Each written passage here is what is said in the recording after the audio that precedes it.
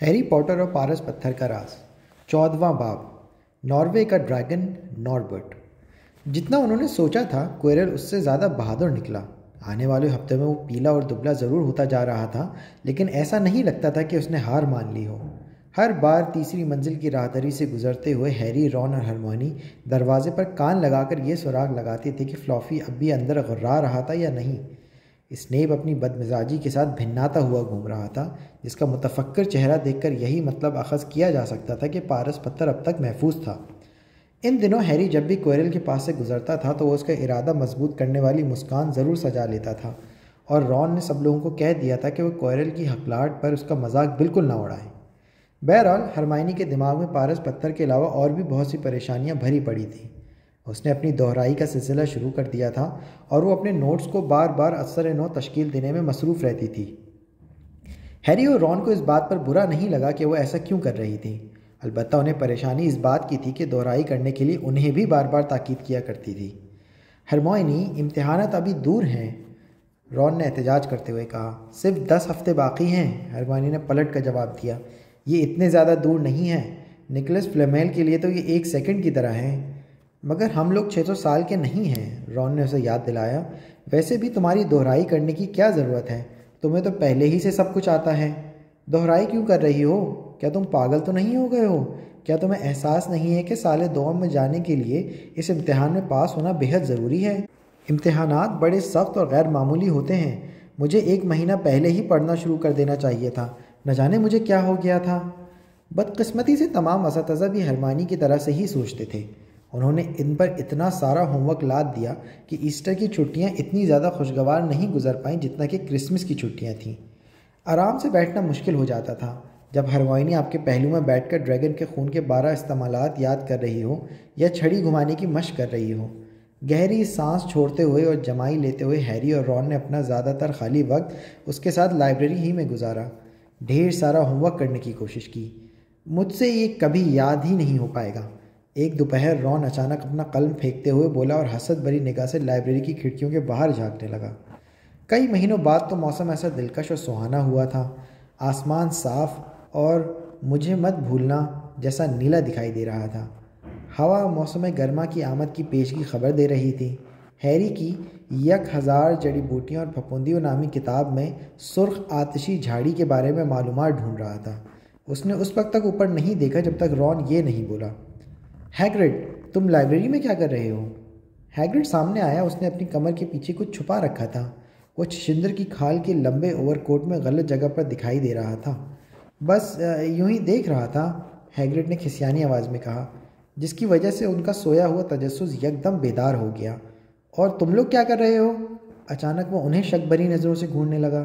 कहीं अब भी निकोलस फ्लामेल के बारे में तो नहीं तलाश कर रहे हो? अरे हाँ, हमने सदियों पहले पता लगा लिया था कि वो कौन है, रॉन ने ढींग मारते हुए कहा। और हम ये भी जानते हैं कि वो कुत्ता किस चीज़ की हिफाजत कर रहा है। वो पारस पत्थर। शुश। हैग्रिड ने फ़ौरन चारों तरफ देखा कि वहाँ कोई सुन तो नहीं रहा। उसके बारे में चिल्लाना बंद करो, तुम्हें हो क्या गया है? दरअसल हम तुमसे ये पूछना चाहते थे कि फ्लफ़ी के अलावा और कौन सी चीज़ें पत्थर की हिफाजत कर रही हैं। हैरी ने जल्दी से पूछा। शुश, हैग्रिड ने दोबारा सरगोशी की। सुनो, मुझसे बाद में मिलना। मैं ये वादा तो नहीं करता कि तुम्हें कुछ बताऊंगा, लेकिन तुम लोग यहाँ पर उधम मत मचाओ। तलेबा को ये बात हरगिज़ मालूम नहीं होनी चाहिए थी, वरना लोग ये सोचेंगे कि ये सब मैंने तुम्हें बताया है।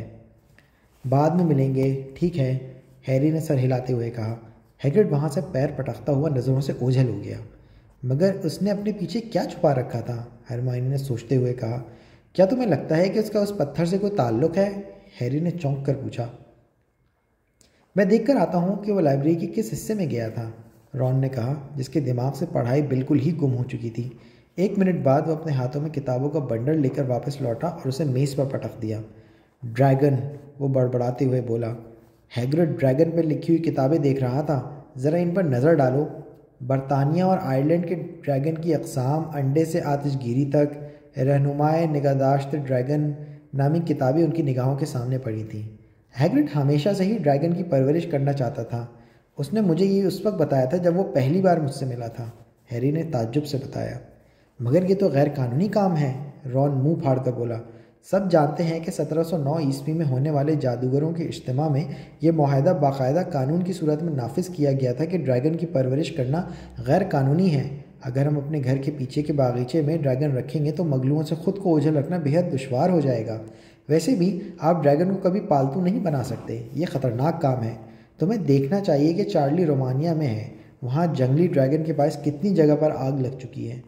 मगर बरतानिया में तो जंगली ड्रैगन नहीं होते हैं, हैरी ने पूछा। बिल्कुल हैं, रॉन ने कहा। वेल्स का मुश्तइल सब्ज़ और स्याह हेबरडीन ड्रैगन।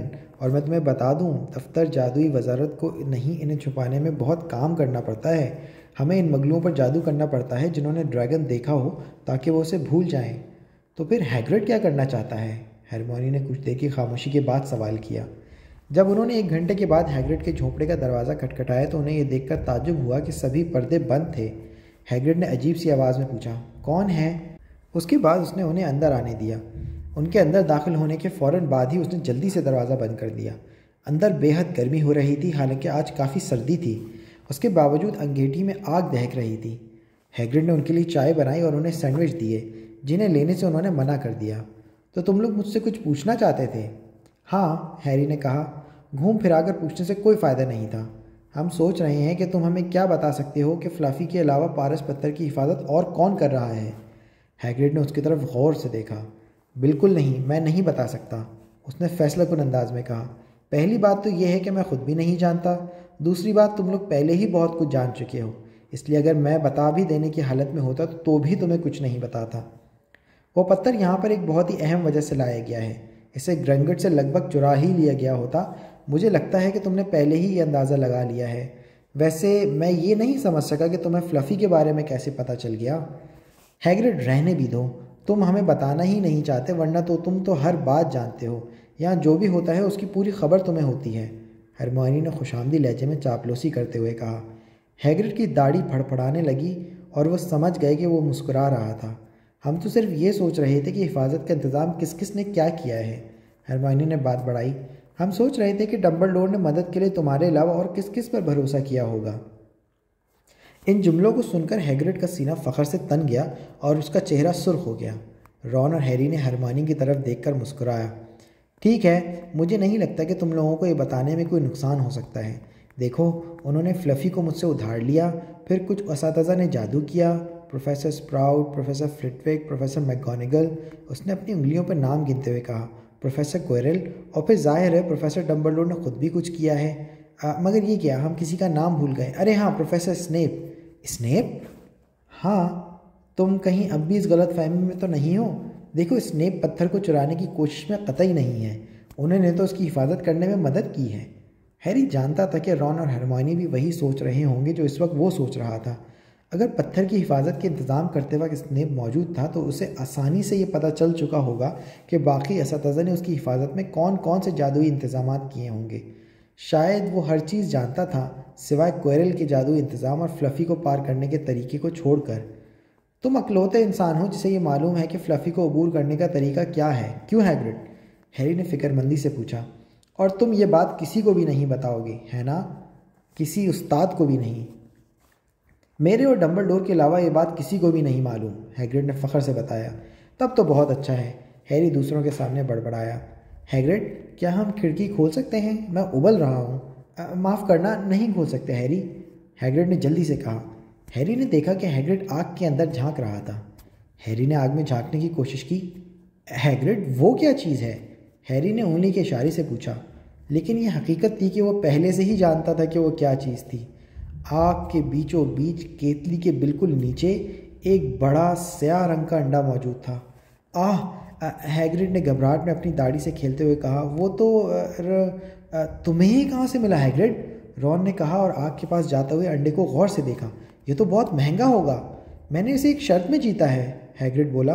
कल रात में मैं गांव में कुछ जाम पीने के लिए चला गया था। वहाँ एक आदमी के साथ ताश खेलने लगा। मुझे लगता है कि वो इससे छुटकारा पाकर बहुत खुश हुआ था, ये मुझे यकीन है। जब ये अंडा फटेगा तो तुम क्या करोगे हैग्रिड? हरमाइनी ने इश्तियाक से पूछा। मैं इस बारे में कुछ किताबें पढ़ रहा हूँ, हैग्रिड ने कहा और अपने तकिए के नीचे से एक बड़ी किताब निकाली। इसे मैं लाइब्रेरी से लाया हूँ, ड्रैगन बानी, ज़ाती तस्कीन और मुनाफे के लिए। ये थोड़ी पुरानी है, लेकिन इसमें सब कुछ मौजूद है। अंडे को आग में रखो क्योंकि उसकी माँ इस पर फूंक मारती है और ये जब अंडा फोड़कर बाहर निकल आए तो आध घंटे बाद इस पर एक बाल्टी ब्रांडी में चूजे का खून मिलाकर पिलाओ। अगर ये देखो अलग अलग अंडों को कैसे पहचाना जाए। मेरे पास जो है वो नॉर्वे का कांटेदार ड्रैगन है, ये कामयाब और कीमती है। वो अपने आप से बहुत ज़्यादा खुश दिखाई दे रहा था, लेकिन हरमाइनी खुश नहीं थी। हैग्रिड, तुम लकड़ी के घर में रहते हो, उसने उसे याद दिलाया। लेकिन हैग्रिड उसकी बात ही नहीं सुन रहा था। वो तो आग को हिलाते हुए खुशी से गुनगुना रहा था। अब उनके पास परेशान रहने के लिए एक और चीज़ भी वजूद में आ चुकी थी। अगर किसी को ये मालूम हो गया कि हैग्रिड ने अपनी झोपड़ी में एक गैर कानूनी ड्रैगन छुपा रखा है तो उसका क्या होगा। कभी मैं सोचता हूँ कि इत्मीनान बख्श ज़िंदगी कैसी होती है, रॉन ने आह भरते हुए कहा। हर शाम वो अपने स्कूल के काम से धींगा मुश्ती करते थे जो उन्हें लगातार दिया जा रहा था। हरमाइनी अब हैरी और रॉन के लिए भी दोहराई का टाइम टेबल बनाना शुरू कर दिया था और इस पर वो पागल हो रही थी। फिर एक दिन नाश्ते वक्त हैरी के लिए हेडविग हैग्रिड का एक ख़त लाया। उसने सिर्फ एक सत्र लिखी थी, वो बाहर निकल रहा है। रॉन जड़ी बूटियों की इल्म वाली जमात के पीरियड में गौता मारना चाहता था और सीधे हैग्रिड की तरफ रवाना होने का तहिया किए बैठा था, मगर हरमाइनी ने उसके लिए बिल्कुल तैयार नहीं हुई। हरमाइनी, ज़िंदगी में कितनी बार ड्रैगन की पैदाइश देखने का मौका मिलता है। ज़रा सोचो, मुख्तलिफ मज़ामीन की हमारी जमातें अभी भी बाकी हैं। हम मुश्किल में पड़ जाएंगे और अगर किसी को ये पता चल जाए कि हैग्रिड क्या कर रहा है तो वो भी मुसीबत में फंस सकता है और हमारा मुस्तकबिल ख़तरे से दो चार हो जाएगा। हरमाइनी ने उसका नुक्ता रद्द कर दिया। तुम दोनों चुप हो जाओ, अचानक हैरी तल्खी से बोला। मिल्फॉय कुछ फुट दूर खड़ा था और एकदम चुपचाप आया था ताकि उनकी बातें सुन सके। उसने कितनी बातें सुनी थी। हैरी को मिल्फॉय के चेहरे के तासुरात बिल्कुल पसंद नहीं आए। रॉन और हरमाइनी जड़ी बूटियों की इल्म की जमात तक जाते वक्त बहस करते रहे और बिलाखिर इस बात के लिए रजामंद हो गए कि वो अगली जमात के वक्फे के दौरान उनके साथ हैग्रिड के पास ज़रूर चलेगी। जब जड़ी बूटियों की जमात में छुट्टी की घंटी बजी तो वो तीनों तेज़ रफ्तारी से बाहर निकले और जल्दी जल्दी मैदान से होते हुए जंगल के किनारे तक आ गए। हैग्रिड ने सुर्ख चेहरे और मोहतात अंदाज में उनका खैर मकदम किया। वो तकरीबन बाहर आ चुका है, उसने उन्हें अंदर दाखिल होते वक्त बताया। अंडा मेज़ पर रखा हुआ था, उसमें गहरी दरारें दिखाई दे रही थी। उसके अंदर कोई चीज़ हरकत कर रही थी। हैरी ने अपना कान अंडे के पास किया तो अंदर से अजीब सी खटपट की आवाज़ें सुनाई दी। इन सभी ने अपनी कुर्सियां मेज़ के नज़दीक खींच लीं और सांस रोककर उसे देखने लगे। अभी वो सही तरह से मुशाहिदा भी नहीं कर पाए थे कि यकायक हल्का सा धमाका हुआ और अंडे का खोल पड़खचे उड़ गए। ड्रैगन का नन्हा सा बच्चा मेज़ पर खड़े होने की कोशिश में इधर उधर लहरा रहा था। उसे खूबसूरत तो नहीं कहा जा सकता था। हैरी ने सोचा कि वो घड़ी मुड़ी स्याह छतरी की मानंद दिखाई दे रहा है। उसके बलदार पर वाले बाजू उसके दुबले स्याह बदन के मुकाबले में 2 गुना बड़े थे और उसकी चौड़े नथने वाली नाक नुमाया दिखाई दे रही थी। माथे पर 2 नन्हे सींग उभरे थे और उसकी आंखें बाहर निकली हुई और जर्द थीं जिनमें खासी चमक मौजूद थी। नन्हा ड्रैगन ज़ोर से छींका। उसकी नाक से इक्का दुक्का चिंगारियाँ भी निकली। कितना प्यारा लग रहा है, हैग्रिड खुशी से फूले ना समाया। उसने ड्रैगन का सर थपथपाया और प्यार से सहलाने लगा। नन्हे ड्रैगन ने अगले ही लम्हे उसकी उंगलियों पर वार कर दिया और अपने तेज़ नुकीले दांत गड़ाने की कमज़ोर सी कोशिश की। ओह देखो तो सही, ये अपनी मम्मी को पहचानता है, हैग्रिड ने खुश होकर कहा। हैग्रिड, नॉर्वे का कांटेदार ड्रैगन की नशोनुमा कितनी तेज़ी से होती है ये पता है, हरमाइनी ने कहा। उसकी पेशानी पर फिक्र की सिलवटें गहरी हो रही थी। हैग्रिड इसे पहले के जवाब दे पाता, अचानक उसके चेहरे का रंग फक पड़ गया। वो उछल कर खड़ा हुआ और खिड़की की तरफ लपका। क्या बात है, हैरी ने चौंक कर पूछा। पर्दों की दर्ज में से कोई देख रहा था, एक बच्चा था, वो स्कूल की तरफ वापस भाग रहा है, हैग्रिड ने फीके लहजे में कहा। उसका चेहरा बेहद परेशान दिखाई दे रहा था। हैरी ने लपक कर दरवाज़ा खोला और बाहर देखा। इतनी दूर होने के बावजूद भी उसे पहचानने में हैरी से कोई गलती नहीं हो सकती थी। मेलफॉय ने ड्रैगन को देख लिया था। अगले हफ्ते के दौरान मेलफॉय के चेहरे पर थरकती मुस्कुराहट में कुछ ऐसी बात थी जैसे देखकर हैरी, रॉन और हरमाइनी बहुत परेशान हो जाते थे। उन्होंने अपना ज़्यादातर वक्त हैग्रिड की झोंपड़ी के अंदर गुजारा ताकि वो उसे हालात की संगीनी समझा सकें। इसे जाने दो, हैरी ने मिन्नत करते हुए कहा। इसे आज़ाद कर दो हैग्रिड, मैं ऐसा नहीं कर सकता, यह अभी बहुत छोटा है, ये मर जाएगा। उन्होंने ड्रैगन की तरफ देखा। वो 1 हफ्ते में ही 3 गुना लंबा हो चुका था। उसके नथने से धुआं निकलता रहता था। हैग्रिड अब चौकीदारी के फ़राइज़ को बजा लाने में भी कोताही बरतने लगा था, क्योंकि वो तो ड्रैगन को संभालने में ही पूरी तरह मसरूफ़ रहता था। पूरे फर्श पर ब्रांडी की खाली बोतलें और मुर्ग के पंख फैले हुए थे और अजीब सी नागवार बू छाई हुई थी। इसका तो दिमाग चल गया है, रॉन ने हैरी के कान में सरगोशी करते हुए कहा। हैग्रिड, हैरी ने ज़ोर से कहा, नॉर्बर्ट को मज़ीद 15 दिन रखोगे तो ये तुम्हारे घर जितना बड़ा हो जाएगा। मिल्फॉय किसी भी वक्त डम्बलडोर के पास जाकर उन्हें बता सकता है। हैग्रिड ने ये सुनकर तशवीश से अपने होंठ काट लिए। मैं जानता हूँ कि मैं इसे हमेशा के लिए नहीं रख सकता, मगर मैं इसे किसी कूड़ेदान में भी तो नहीं फेंक सकता, हैग्रिड ने तिलमिलाते हुए कहा। चार्ली! हैरी अचानक रॉन की तरफ मुड़ा और उसकी आंखों में देखता हुआ बोला, तुम्हारा दिमाग भी चल गया है। रॉन ने मुंह बनाकर कहा, मैं रॉन हूँ, क्या तुम्हें अब ये भी याद नहीं रहा? नहीं, चार्ली, तुम्हारा भाई चार्ली रोमेनिया में है ना, ड्रैगन की पढ़ाई कर रहा है। हम नॉर्बर्ट को उसके पास भेज सकते हैं, चार्ली देखभाल कर सकता है और फिर उसे जंगल में वापस भेज सकता है। हैरी जोशीले अंदाज में बोलता चला गया, बहुत खूब, इस बारे में क्या ख्याल है हैग्रिड? और आखिरकार हैग्रिड रजामंद हो गया कि वो चार्ली के पास उल्लू रवाना करके उसे इस बारे में उसकी राय मालूम करेगा। अगला हफ्ता बीत गया। बुध की रात को हरमोनी और हैरी हॉल में अकेले बैठे हुए थे। बाकी सभी लोग काफ़ी पहले बिस्तरों पर जा चुके थे। दीवार पर लगे घड़ियाल ने जूं ही 12 बजाए ही कि तस्वीर का सुराख खुला और हवा का एक झोंका अंदर दाखिल हुआ। अगले लम्हे रॉन कमरे में जाहिर हो गया। वो हैरी के गैबी चौके में मलबूस था। रॉन ने गैबी चौका उतार कर एक तरफ डाला और उनके सामने वाली नशिस्त पर बैठ गया। वो अकेला हैग्रिड की झोंपड़ी तक गया था ताकि नॉर्बर्ट को खाना खिलाने में हैग्रिड की मदद कर सके, जो अब संदूक भर भर कर मरे हुए चूहे खा रहा था। उसने मुझे काट लिया, रॉन ने कहा और उन्हें अपना हाथ दिखाया जो खून से लथड़े रुमाल में लिपटा हुआ था। अब मैं एक हफ्ते तक कलम नहीं पकड़ पाऊंगा। मैं तुम्हें आगाह कर दूं कि ड्रैगन वो ख़तरनाक जानवर हैं जो मैंने आज तक देखे हैं, मगर जिस तरह हैग्रिड उनके बारे में उनसे बातें करता है उसे सुन के ऐसे लगता है जैसे वो खरगोश का कोई नन्ना मुन्ना नाजुक सा बच्चा हो। जब उसने मुझे काटा तो हैग्रिड ने मुझे डांटा कि मैंने उसे डरा दिया था, और जब मैं वहाँ से आया तो हैग्रिड उसे लोरी सुना रहा था। रॉन की बात अभी ख़त्म नहीं हो पाई थी कि उसी लम्हे खिड़की पर दस्तक किसी आवाज़ सुनाई दी। हेडविग! हैरी ने जल्दी से कहा और खिड़की खोलकर उसे अंदर बुला लिया। चार्ली का जवाब लेकर आई होगी। हेडविग वाकई ख़त लेकर आई थी। हैरी ने ख़त लिया और खोला। वो तीनों सर से सर जोड़कर ख़त की तहरीर पढ़ने में मुनहमिक हो गए। प्यारे रॉन, तुम कैसे हो? ख़त लिखने के लिए शुक्रिया। मुझे नॉर्वे के कांटेदार ड्रैगन को रखने में बेहद खुशी होगी, मगर उसे यहाँ तक लाना आसान काम नहीं है। मेरी राय है कि सबसे अच्छा ये होगा कि तुम उसे मेरे दोस्तों के साथ भेज दो जो मुझसे मिलने के लिए अगले हफ्ते आ रहे हैं। मुश्किल ये है कि उन्हें गैर कानूनी ड्रैगन ले जाते हुए किसी ने अगर देख लिया तो फिर क्या होगा? क्या तुम हफ्ते की रात में निस्फ शब के वक्त ड्रैगन को सबसे ऊंचे मीनार पर ले जा सकते हो? वो लोग तुमसे वहीं मिल सकते हैं और अंधेरे में ही उसे ले जा सकते हैं। मुझे इस खत का जवाब जल्द अज जल्द भेजना। मोहब्बत के साथ, चार्ली। उन्होंने ख़त पढ़कर एक दूसरे की तरफ देखा। हमारे पास गैबी चोगा है, हैरी ने कहा। ये काम खासा मुश्किल नहीं होना चाहिए। मुझे लगता है कि चोगा इतना बड़ा है कि यह हम दोनों और नॉर्बर्ट को ढांप लेगा। वो दोनों इसकी बात से मुत्तफिक हो गए। इससे आप बखूबी समझ सकते हैं कि उनका गुज़श्ता हफ्ता कितना अजियतनाक गुजरा था और मिल्फॉय से छुटकारा पाने के लिए वो कुछ भी करने के लिए तैयार थे। एक मुसीबत और खड़ी हो गई थी। रॉन के जिस हाथ पर ड्रैगन ने काटा था, अगली सुबह तक वो सूजकर 2 गुना हजम का हो गया था। रॉन नहीं जानता था कि क्या मैडम फम्फ्री के पास जाना ठीक होगा। क्या वो ड्रैगन के काटने के निशान को पहचान जाएंगी? बहरहाल दोपहर तक उसके पास कोई रास्ता नहीं बचा था। घाव का रंग गहरा सब्ज हो चुका था। ये साफ जाहिर था कि नॉर्बर्ट के दांत जहरीले थे। हैरी और हरमोनी दिन के अख्ताम पर भागते हुए अस्पताल पहुंचे, जहां उन्हें रॉन बिस्तर में मिला। उसकी हालत खासी ख़राब थी। सिर्फ मेरे हाथ की ही बात नहीं है, वो नहीं आवाज़ में सरगोशी करते हुए बोला। हालांकि ऐसा महसूस होता है जैसे ये टूटकर गिरने ही वाला है। मेलफॉय ने मैडम पॉम्फ्री से ये कहा है कि वो मुझसे एक किताब लेना चाहता है ताकि वो अंदर आ सके और मुझ पर अच्छी तरह हंस सके। वो मुझे धमकाता रहा कि वो मैडम पॉम्फ्री को ये बता देगा कि सचमुच किसने काटा है।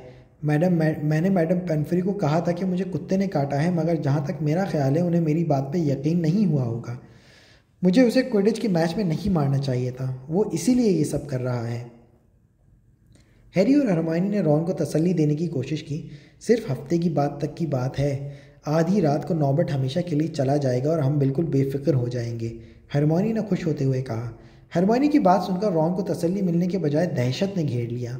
उसका चेहरा फक पड़ गया था और आंखें फटी फटी दिखाई दे रही थीं। हफ्ते की निस्फ शब, उसने फटी आवाज़ में कहा। अरे नहीं, मुझे अभी अभी याद आया। चार्ली का ख़त उसी किताब में था जो मिल्फॉय बहाने से ले गया है। उसे यकीनन पता चल जाएगा कि हम नॉर्बर्ट से पीछा छुड़ाने के लिए क्या करने वाले हैं। हरमायनी और हैरी का दिल धक से रह गया। इससे पहले कि वो कोई बात कर पाते, उसी लम्हे मैडम पॉम्फ्री वहाँ आ गई। उन्होंने इन दोनों को ये कहकर भगा दिया कि रॉन को गहरी नींद की सख्त ज़रूरत है। मंसूबा बदलने के लिए अब बहुत देर हो चुकी थी।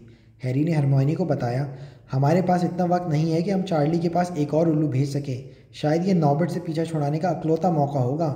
हमें यह ख़तरा मोल लेना ही होगा। और हमारे पास फिर जक़ैबी चौका भी तो है। मिल्फॉय उसके बारे में कुछ नहीं जानता। जब वह हैग्रिड को बाखबर करने के लिए उसके झोंपड़े पर पहुंचे तो उन्हें उसका कुत्ता फैंग दरवाजे के बाहर बंधा हुआ मिला। उसके दुम पर मरहम पट्टी बंधी हुई थी। हैग्रिड ने उससे बात करने के लिए खिड़की खोली। मैं तुम्हें अंदर नहीं बुला सकता, वो बुरी तरह हाँफते हुए बोला। नॉर्बर्ट इस वक्त बेहद गुस्से में है।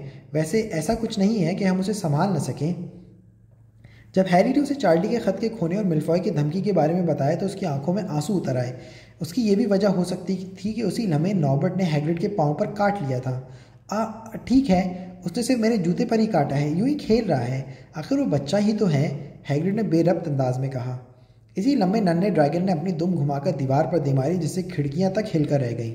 हैरी और हरमोनी वापस किले की तरफ लौट आए और ये सोचने लगे कि हफ्ते का दिन जल्दी क्यों नहीं आ जाता। जब नॉर्बर्ट को अलग करने का वक्त आन पहुंचा तो उन्हें हैग्रिड की हालत पर बेहद ताज्जुब होने लगा।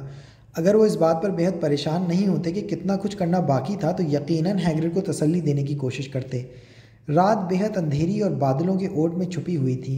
गहरी तारीकी के बायस उन्हें हैग्रिड के झोंपड़े तक पहुंचने में खासी दुश्वारी का सामना हुआ और ज़्यादा वक्त खर्च हो गया। उसके अलावा उन्हें शरारती भूत पीव से भी वास्ता पड़ा था, जो उनके रास्ते में बड़े भाल की बैरूनी दीवार के साथ टेनिस बॉल खेलने में मसरूफ़ था। वो उसके हट जाने के इंतज़ार में काफ़ी देर तक सीढ़ियों में खड़े रहे। हैग्रिड ने नॉर्बर्ट को एक बड़े संदूकचे में डालकर बंद कर दिया। वो उसे रवाना करने के लिए तैयार बैठा था।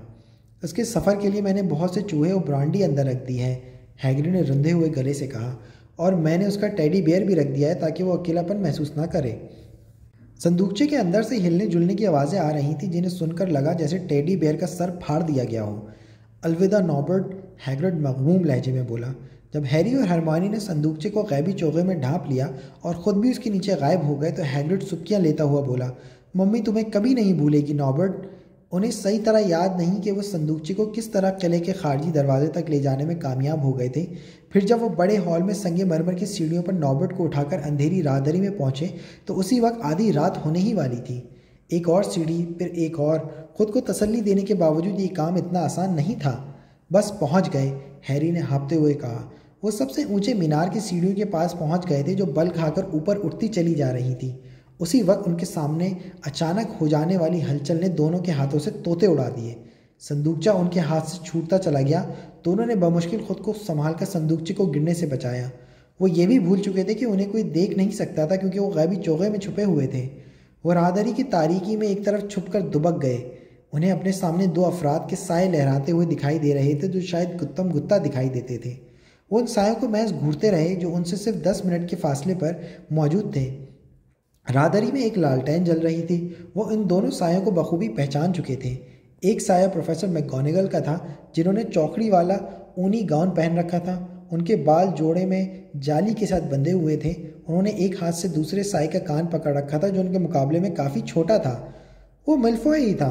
तुम सजावार हो लड़के, वो बुलंद कड़कदार आवाज़ में चिल्लाई। तुम्हारी इस हरकत पर स्लिदरिन के 20 पॉइंट काट लिए जाएंगे।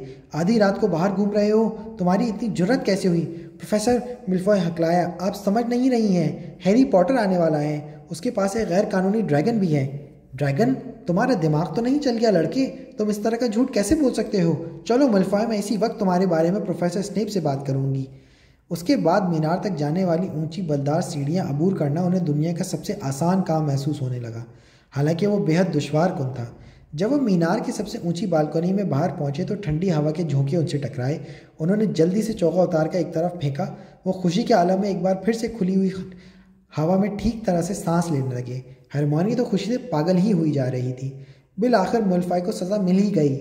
मैं अब गुनगुना सकती हूँ, हरमोनी ने कहा। गुनगुनाना मत, हैरी ने जल्दी से उसे रोक दिया। मिल्फॉय पर हंसते हुए उन्होंने मुसाफिरों का इंतज़ार करना शुरू कर दिया। नॉर्बर्ट अपने संदूकचे में धमा चौकड़ी मचा रहा था। लगभग 10 मिनट बाद 4 जादुई बाहरी डंडे अंधेरे में फिसलते हुए नीचे आए। चार्ली के दोस्त खुशमिजाज थे।